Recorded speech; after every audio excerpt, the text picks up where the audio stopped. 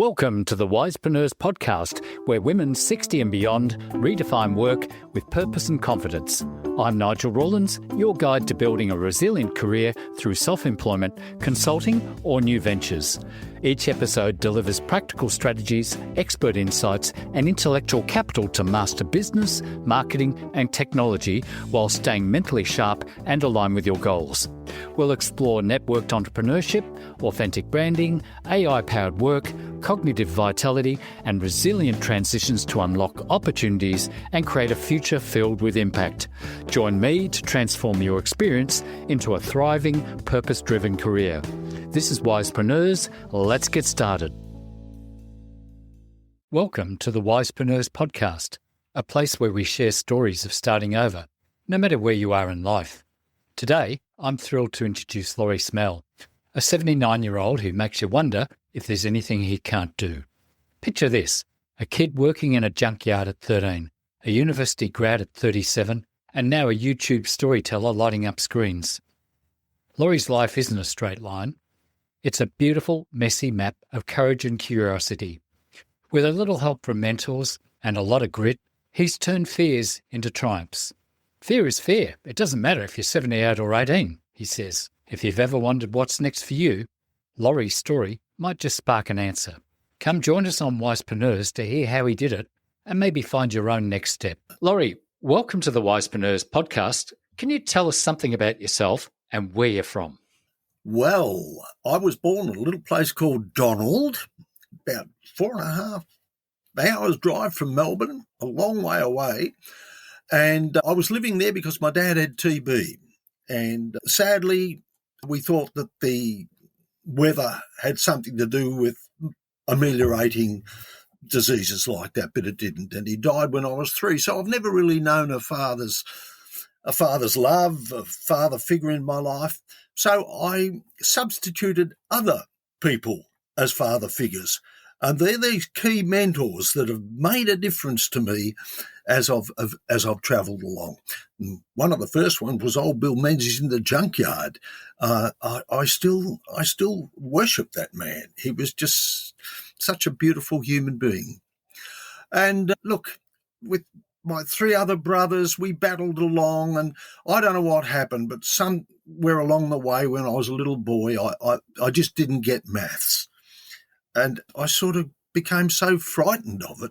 It's actually got a technical name nowadays, but it tormented me for the next 30 years of my life. That was one of the reasons why I found myself working at manual jobs. Later on in life, computers were equated with this maths fear, hence why I'm starting this exciting new journey at 79 to face these fears and deal with them. I did deal with them earlier, but I didn't know that the computers would rear their ugly head and become this math thing again. So I was behind the 8 ball when they came out. So you left school at 13. So what did you go and do? Well, I ran away from school at 13. I didn't leave school. I ran. I was belted.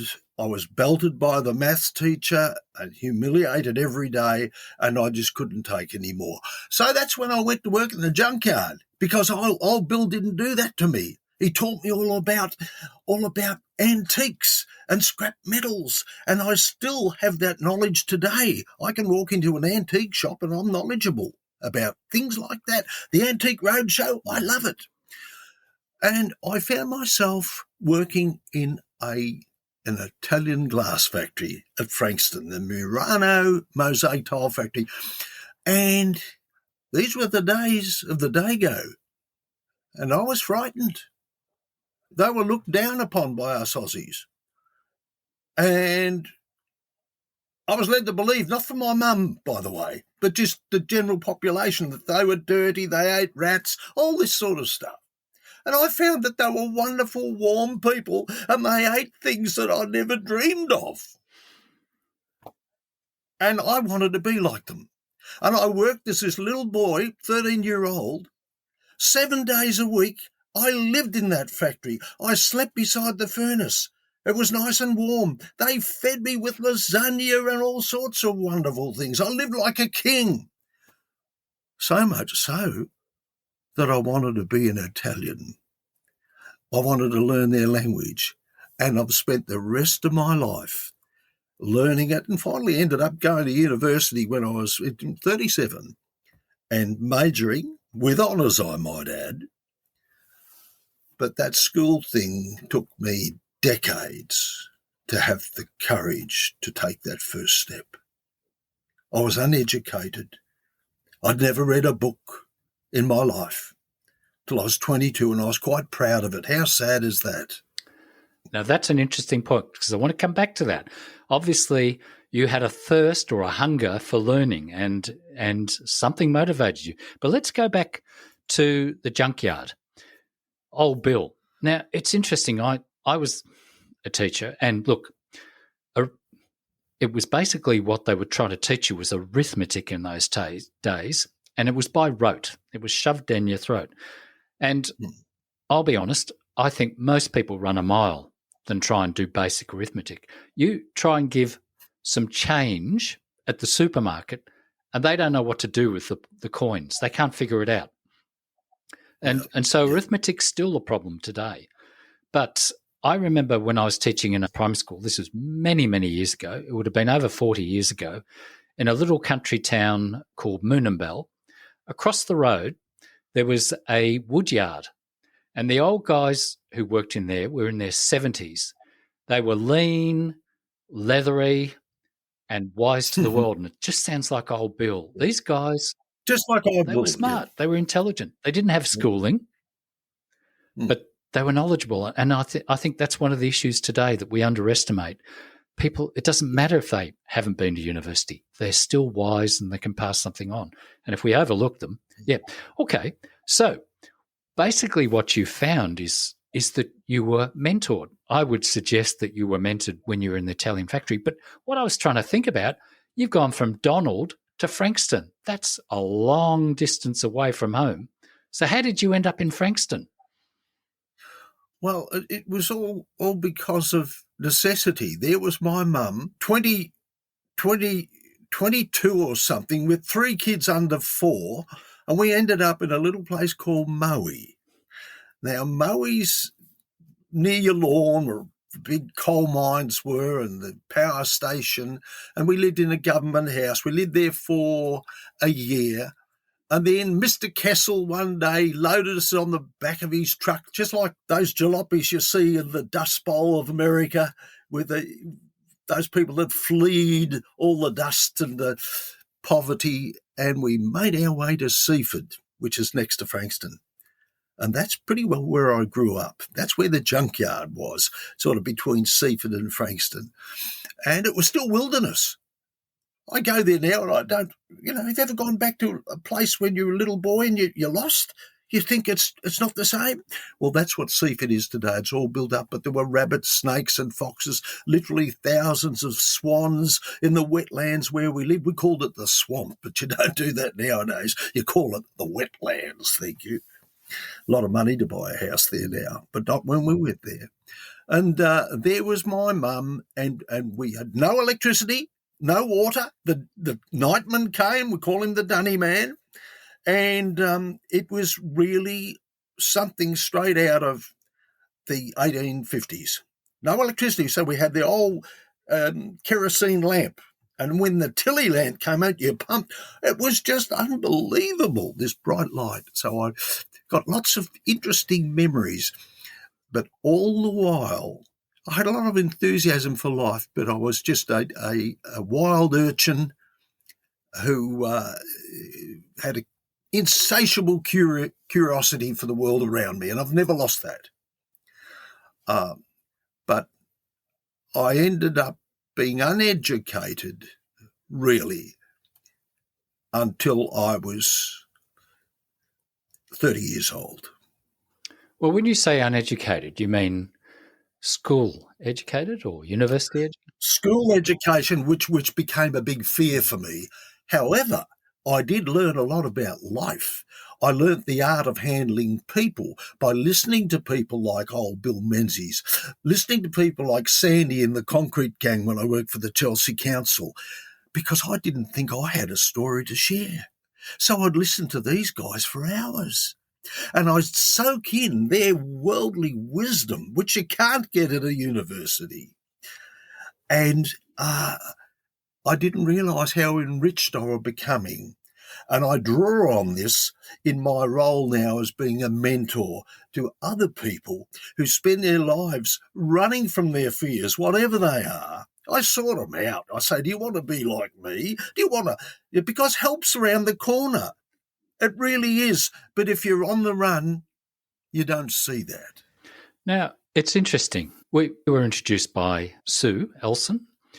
She was a guest on the podcast. Would you say that she's mentored you into this new part of your life that you're doing? Absolutely. So tell me a bit about that. She was a female Bill Menzies, and he was a wonderful, wonderful person in my life, as indeed the Italians and other figures that have passed my way. And I've soaked in old Sandy on the Concrete Gang, and Sue has now part of that pantheon of wonderful, wonderful people that mean a lot to me. So tell me, have you not been working for a few years, or you've been working, or suddenly at 79, you've decided, I've got more to add? I never dreamed that I would be sitting here with you, Nigel, 2 years ago. I thought I'd missed the boat as far as computers. They'd tormented me for years. I was a notable, as you recall, and renowned and respected business person in the communication field, in the field of helping other people believe in themselves and communicate with confidence. But I was still living in a world. I thought I'd get away. I could get away without having to deal with computers, because it wasn't really a computer world even in the 80s. We could still use emails. Yeah, I use that. You'd do the mail posts out. You'd send out thousands of letters, and you'd do thousands of phone calls, and you'd go and meet people and that. But then all of a sudden, almost overnight, I was redundant. And all these things that I've got to share had had their day. I had no outlet. Everyone was talking about social media and this, that, and the other, and it overwhelmed me. It scared me. And for 15 years, I began to realise that I'd had my day. And then I heard about a person called Grandma Moses. I just happened to hear about her. 78 she was, and someone discovered her. The truth was she'd been painting all her life, dabbling in her own little way. Someone saw her, liked what she did. She even has some of her paintings now hanging in the White House. She's an American icon, Grandma Moses. She lived to 100, still painting. I thought, wow, if she can do it, I'm going to ask for help. And there I was at 78, when most people at 78 have got their feet up in their chair with their rug round them, and it's all downhill from here. Not me, because fear is fear. It doesn't matter whether you're 78 or 18. If you're scared of something, you've got to seek help. And I help people who have got some sort of fear about something get help. And lots of times I can be the help. I can throw the switch so that from one day to the next, they're on the new path. And that's what happened to me with Sue. I thought I'd write a book. I've written 3 books, all about helping yourself communicate with confidence, believe in yourself, know you've got a story to tell, know you're not an empty vessel, and bad luck for you, because that's what life dished up for you. No, we've all got a wealth of experience to share. Our story is that wealth of experience, our personal stories. How many people tell me, oh, I wish I could be like you. You live such an interesting life. I haven't. It's been pretty mundane, and I stopped them there. And I say, now listen, you've got a very interesting life. I've been listening to you over this chat, and believe me, your story's my story.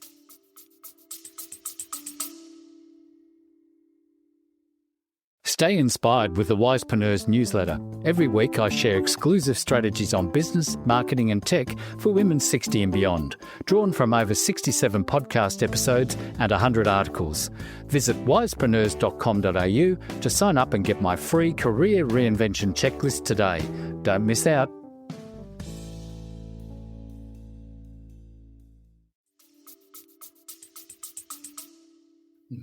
They haven't been heard, have they? So, how did you come across Sue? So I wrote my books, and then I thought, I'm good at telling stories. Oh, by the way, don't be ashamed, I tell people, of saying I'm good at something. Others will put you down. So I say I'm good at telling stories, which I have been.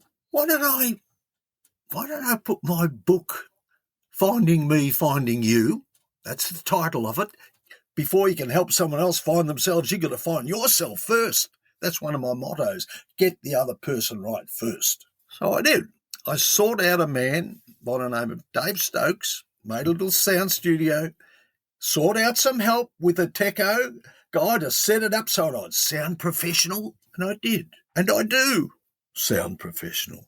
And I shared this lovely, lovely book of inspirations, other people's stories, my story, to help them cast off fears and start walking tall, looking the world in the eye. And when I finished that, I thought, well, I'm probably ready for this next step. I said, do you happen to know someone that could help me a little bit with LinkedIn? He said, I know just the person. Now, that little question, that asking for help, changed my life. So I rang up Sue. It was funny, after about 2 sessions, she said, to be quite honest, I didn't know what hit me. She said, you were such a breath of fresh air. She said, and the age you are, and we've been on this journey. The journey of changing, talk about educating Rita, this was educating Laurie. I didn't even know what a hashtag was. I can remember saying, what exactly is a hashtag? I'm 78, mind you, and I've gone from there in 1 year to being here with you, a respected professional podcaster, respecting me as one of your interviewees. I manage my own website. I've got my own magic minutes, which thousands now watch, and I'm going places in this new world. And it's fascinating because what's obviously gone through your career is that you've come across the right people to help you stay on track and move forward. And you reached, and obviously with Sue, that's through a network. And I should say that I came across Sue more than 30 years ago when I first quit teaching and joined the National Speakers. One of our other guests who's been on the podcast, Meredith Fuller, suggests I get out and network. And in those days, the only way to network is you had to physically go places. You know, you can't just email or like somebody on LinkedIn. And that's where I came across you. And I realised in those days that, and you know, I do remember they used to say you had to get on the phone, you had to get meetings, you had to write letters, you had to really work. But I was too young. I was not young. I wasn't young. I was too naive to understand how it worked. I mean, years later I do, but it shifted. But networking was really important. Who do you know and who do you know? And can you ask for help, which is what you've just told us that you did. Okay, so let's move on a little bit. You've had a varied career. Who would you say you are today then? Who am I today? I'm a wealth of worldly experience who can humbly share this with others, who now knows that many people, and we look up to them, but they're harbouring stuff that are holding them back and never shed it, never cast it off. So I don't go up and preach and say, hey, listen, I can. No. I've got to be at the right place at the right time, and someone might just say, oh, I can't do that, or I can't do this, and never have, always been scared of that. And then I can share a story or two to get them thinking. Sounds like old Bill. Just like old Bill. He had time, didn't he? Yeah. I think that's the difference. Today, I don't know if we've got that time to hear. In fact, what you said is lovely. I'll take that away from this little chat. I've become an old Bill with young Lauries, wide-eyed and bushy-tailed and eager to know about the world. And I'm talking about 30, 40, 50-year-olds behaving like young Laurie when the right person's in front of them. And it's lucky if they can come across you. All right, let's move on to something else now, technology. Now, we had a bit of a tech hiccup when we were starting this. So I was going to bring that up. Well, look, it happens a lot.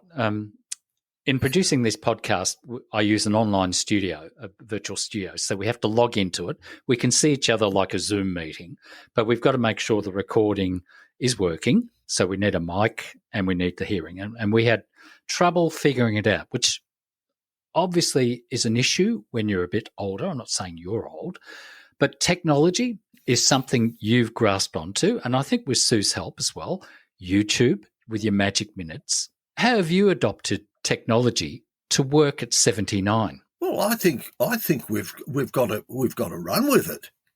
This is the world, and young people. When I say young people under 40, that's how they communicate. And if we don't, we're seen as old fogies living in another world. And then you'll see older people, some in their 60s or 70s, freely on social media talking to their grandkids and whatever. And well, I wasn't part of that. 2 years ago, I wasn't part of it. I'm going to share something with you now, which was something I was ashamed of. Just 2 years ago, before I met Dave Stokes and did my book, I reverted for a year to gathering scrap metal off nature strips. I went back to the junkyard. I said, well, at least I know about metal, and I'm going to spend the whole year gathering. So I gathered these heaps of aluminium and stainless steel and brass and gunmetal and copper and all that. And the big day came and I took it down to the scrapyard. About 5 trips. I can still remember what I ended up with after that years of work. $928. I said, no, what the hell are you doing? You've been this wonderful, knowledgeable person and changed the lives of thousands, and you've been doing this for a year. And that's one of the reasons what sparked me off and said, you're better than that. Not looking down on people, but I put myself in that position. And so I know I'm excited about this. But I'll tell you now, while we were trying to figure out all those wires and you were getting me to look at my settings and that, the panic did rear its ugly head a little bit, but now it never runs my life anymore. Good. I didn't sound frightened, did I? No. When we sorted it out? No, we worked it. I just said, we're going to sort this out because I got something to share. No, we did. And luckily you were a kind person and stuck with me and said, yeah, okay, it took us about 15 minutes. But you didn't, look down on me and make a big deal about it. No, I'm used to it now, to be honest. Well, you said... One of the people who've been on this podcast 3 times has the same problem every time. I want to scream, but I don't. No. And, we've got time when we're a bit older. That's one of the luxuries. We don't know how much time we've got left, but we have a different approach to time at our age. So what do you recommend for others? Well, obviously, I'm nearly 70. So from the age of 60 on, say, what do you recommend they look at in terms of digital tools and online stuff? If they're not really comfortable with it, how do they approach it? Well, the whole thing can be overwhelming. Not can be. It is. Now, we don't have to know how everything works. All the little binary yes, no's going behind the billions of little on-off switch. We don't need to know about that. In any little operation I've found, there's probably 4 or 5 key things to press. And we can change our lives with those key things to press. And so do one thing at a time, like I do with Sue. I just do one little aspect of it. I will watch her Zoom that she sends me each day religiously for 10 minutes so that soaks in and reconfigures my fear with those 5 or so 6 things to press. And I end up being able to write, produce, and be the participant in my magic minutes. It all came from not trying to do everything. And so I say to older folk, don't be overwhelmed. Just stick to a little thing and master that. Master that first. Baby stuff. But no one knows that. When they see you do it, they go, this guy's clever. They forget the little steps that come to it. All right, so what tech are you actually using? What tax? Technical stuff or technical equipment. Oh, technical stuff? Yeah. Oh, well, I've got an incredible little camera, and apparently, if you look at my magic minutes, apparently it's of movie quality. Now, I didn't know that. I went to this company and I just said, I want a good camera. Oh, well, this is the one we use. Well, apparently it's really top notch. And it only cost me $800, and it just gives you these beautiful movies. So what did I do with that? I phoned up someone to help me with it. And do you know, that wasn't easy. I remember I went to a big department store, and I went to the computer department. I said, hey, look, I've got a camera and I'm not sure how to use it. Call up the company or read this or read that. And it's all too much. And so I looked up audio technician. Now, I thought that they go in and, just sort stuff out. And I just found a guy who came all the way out. He normally deals with large companies, doing moves. And he liked my enthusiasm so much. He liked my genuineness. He could see I desperately needed help, but I wasn't going to waste his time. And he set me up. I paid him his professional fee for his hour. I did about 10 hours with him, and he showed me how to use this camera and make my magic minutes. A lovely, lovely man. So what camera is this that you're talking about? What type was it? It's a Sanyo. Just a little square one, a little tiny one that fits on a tripod. I've got certain things to do. Before I do a magic minute, I've got an hour set up each time, and then I've got to rehearse it, and which I do on a tablet, which clips into the front of my teleprompter. And so I don't read it, but it's there so that I can be natural. And I've got to tell a story that's got a beginning, middle, and an end that's captivating, that means something, that's entertaining, that's inspiring, all in 60 seconds. And yet it takes you an hour to set it up. Well, it's taken me a lifetime to set it up. But even more, what do you do after you've recorded it? Well, then after recorded, this is all thanks to Sue, then I edit it, I download it, I upload it, I sideload it. I do all those things that I didn't even know anything about. 2 years ago, I was collecting junk and thinking that was where Laurie was going to end up. You'll laugh. I'm thinking about Steptoe and Son that nobody young would probably know. Remember Steptoe and Son? Of course I loved them. That was me. That was me. And so then I edited it. I did one this morning, actually. It took me about 3 hours to go from beginning to end and press the YouTube button. I had a look at a few this morning. They are very professional.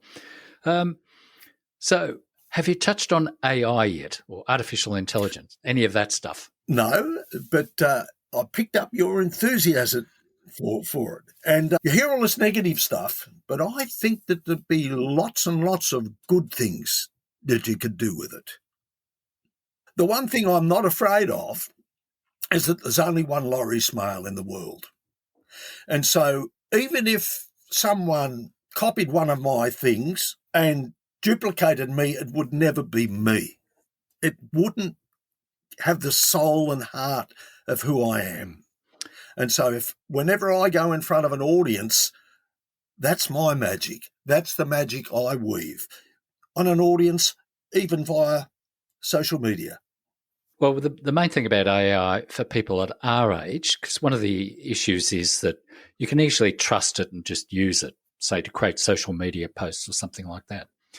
But the benefit of our age is that we have got a long history of knowledge, so that when we look at the output, we can say, that's not right, that's rubbish.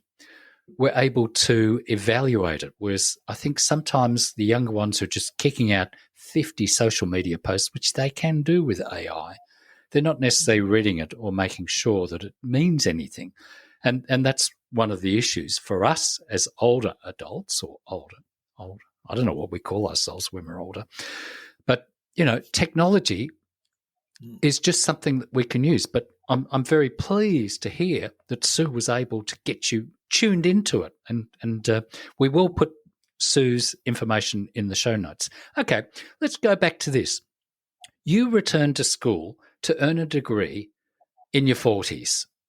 So one of the things I do notice, and I can hear loud and clear, is that you've spent a life of continuous learning. You're still curious. What do you suggest for other people who are in their 60s, and you've met some who say, well, I haven't done much in my life, but what should they learn? Well, they should learn that which scares them. When I was 30, I didn't know, I knew what a full stop was, but I didn't know what a colon was, or a semicolon, or a paragraph. 30 mind you. So I went and bought a little book. I was in London working on a building site, and I went and bought a book called You've Got a Point Here. You've Got a Point Here. And then I bought another book about men and nations. I still remember it. I was uneducated in a school sense, not a worldly sense.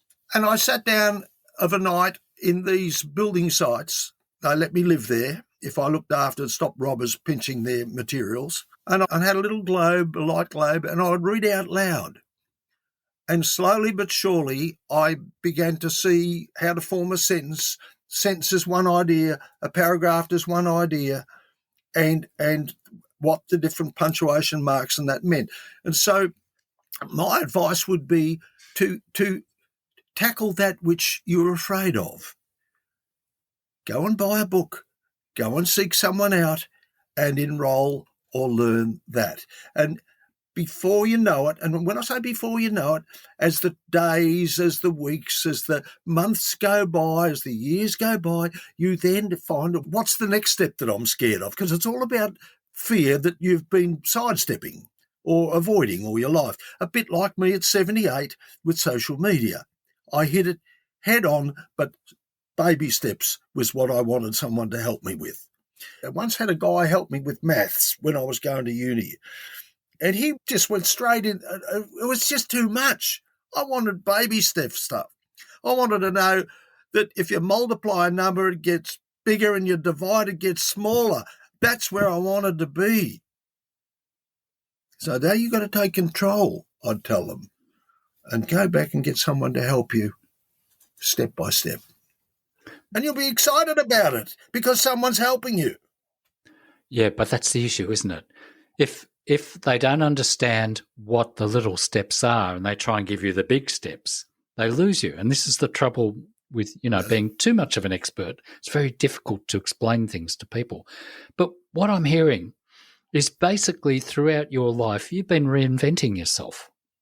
Yeah. And here you are. Yeah, with the help of others. When I first decided to get an education, which was a big fear, it was another fear. I've had these fears I've overcome. Just like social media was more than the fear, it was a nightmare, hence the step-toe experience. And for some reason, that was supposed to help me avoid it. What a laugh. But it took a lot of courage for me to go back to school to even utter those words. And that happened, I was in a motorbike accident, and I remember I was a Mr. Minute. Yet another thing I've done. I went from engraving to running 5 stands throughout the Sydney area and Canberra, being the supervisor. And I couldn't add up, and they didn't know it because I didn't tell them. In the end, it caught up with me, and I had to run away again. And I was in a motorbike accident trying to get my foot better. It was really bad. And I was walking down a street. I had to walk for a few hours each day. And I heard some kids in a schoolroom, and I remember I was 37. And they were enjoying themselves.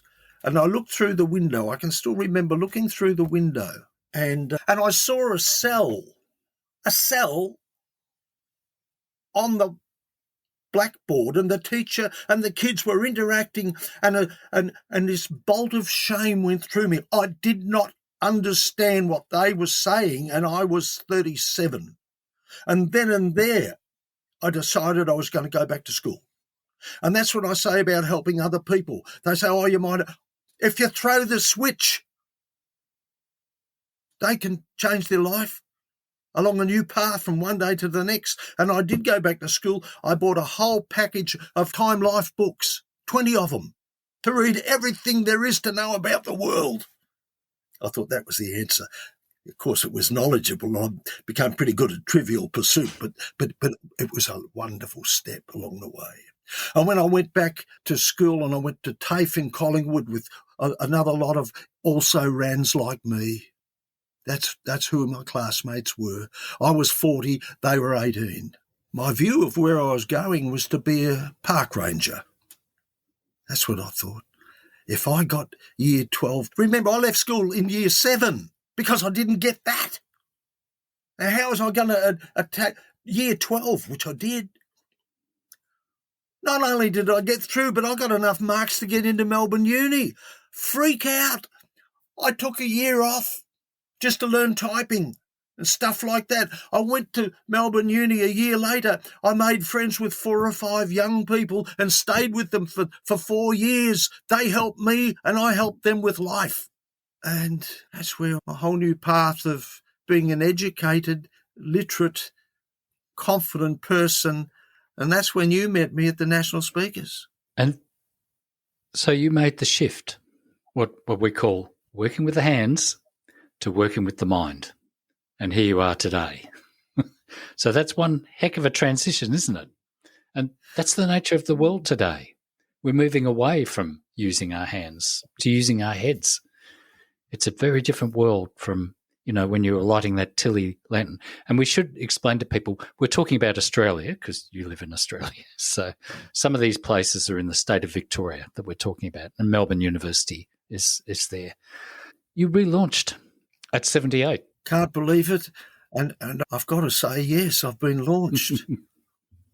Launched onto social media. And this is the world that we live in. And how long do you think you can keep doing this for? I mean, you've only just started. Yeah.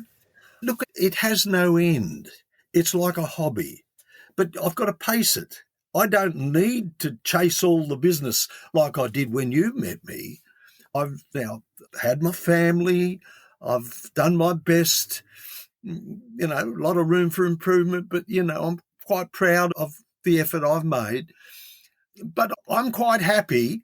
I'm quite happy to sell a few books, make a difference to people, but not be the big world-renowned guru, but certainly be world-renowned and respected and have something to say. Oh, I totally agree with that. I mean, look, I spend a lot of time researching, writing, and I still have a number of clients I look after, but I do not want to spend the whole day inside in an office. Now, I work from home now, have an office, but I can't wait after this conversation to get out on my bike and go for an hour, just get out in the bush a bit, and I can't wait to get out in the garden and do a few of the jobs. I don't want to be, like you said, I don't want to be the full-time guru or anything like that. But like you, I want to do the bit where I can help. Oh, but if we don't help ourselves, we can't help others. And so we've got to have a nice balanced life. I used to be totally obsessed because I always wanted to be someone, because I was always on the run from me, because I didn't think I was worth much. So I became very good at whatever I did. I was a professional bike rider at one stage in my life. But to the detriment of everything else, I slept, ate, and drank bikes. I even had the bike in my bedroom with me and woe-betide anyone if they touched it. I had a horrific accident at the Velodrome in Melbourne, and I never quite made it, even though I was on that bike a few weeks later with a broken collarbone and all that. And I think it was a good thing, a good lesson, that we must not be totally obsessed with anything. We've got to have balance. There's other people that need our attention and our love, and my bike's got all of that, and only my bike. Laurie, it's been a fascinating story. How would you suggest others might like to make this shift? Maybe they've sort of retired, they've got some skills and some knowledge, but they're sort of finding life's not what they were hoping, that maybe they're getting a bit bored or they want to share something. What advice would you give them to help them make this shift? Well, everyone has a story to tell. Everyone. And your story might be that you're pretty good at growing roses. It might be that you've travelled and you've had some experiences. It might be that you come from a different country and you've got a story behind that of how that happened. Everyone has a story. Now, there are many groups of people that would love you to come and share it. Now, if you've got a fear of public speaking, pull a chair up in front of them, couch it in different terms, and the fear will go away. So I would like to come along one evening with a chair, pull it up in front of your group and have a friendly chat and share a few of my travels. And then you're not public speaking and you're sitting down in front of them and you introduce it as just a friendly chat and get them and say, please ask me questions, and make it talk with you answering their questions. I would suggest, if I knew what I just shared with your listeners then, and I knew it as an earlier stage before I had the confidence to speak, I would have loved to have done that. It's almost like a wonderful interactive question time. You just have a little beginning and a little finish at the end of it, thanking them and hope we all learned something from there. I certainly did, type thing. And share what you do. One of the biggest things we do with ourselves, I'm not really good at anything. I've never done anything. What silly comments. What a silly overview of your life, of your decades and decades of living. And sometimes the challenges are worth sharing. Like I shared about me with the scrap metal just 2 years ago. It's a valuable story that needs to be told. And I told it for the first time in my life on your program. And made $925, was it? 928. 928. That's an amazing story. Well, Laurie, you've had an amazing life from the sound of it, and you've made quite a few shifts. You've reinvented yourself, and here you are back in the thick of it, sharing your knowledge and all that. Can I just say that it really is like a rebirth. It's that exciting. It's like a whole new career, but where I call the shots of the pace and what I want to do. But nonetheless, that's exactly what it is. It's a new Laurie. There are generations that have never heard of me or my stories or what I've got to offer, and they say, where the hell have you been? And I can hear the energy in it and the excitement. So it's like you're a new you. Well, Laurie, how are people going to find you? How would you like them to find you or connect with you? Well, I'm on most platforms, and the best way to connect with me would be lauriesmale.com, which would take them to my web, or simply look up Laurie Smale Magic Minute and get to know me just through those magic minutes. And should you need to gain from my knowledge, on my website, you'll see my books. There are 3 books. One is Finding Me, Finding You, which really shows you how to get you right first. Next one is How to Be a Conversational Success. Hey, it's not hard if you know how to go up to a stranger and see them standing all by themselves at a group and say, hi, what brings you here?